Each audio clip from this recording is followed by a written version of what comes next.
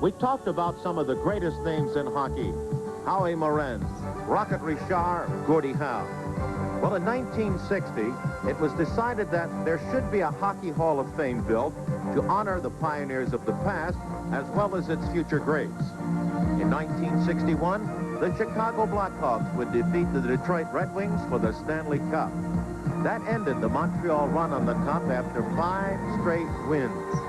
The Blackhawks were on the rise during the 60s with stars like all-time goaltender Glenn Hall.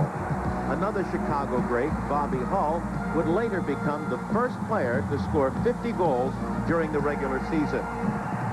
Stan Mikita would post a trophy hat trick, winning the Art Ross Trophy as the league's leading scorer, the Hart Trophy as its MVP, and the Lady Byng Trophy as its most gentlemanly player.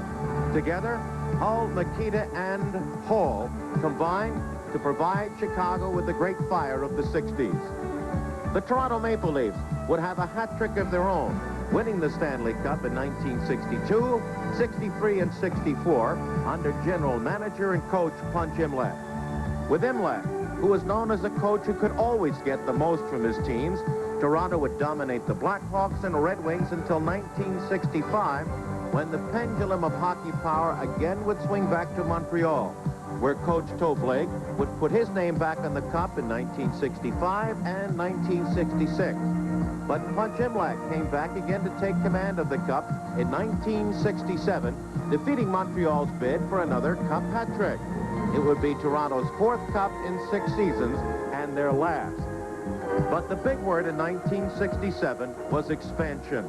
The original 6 teams would be doubled, giving younger players a chance to join the ranks of the older great ones, and more areas of North America were privileged to witness NHL hockey.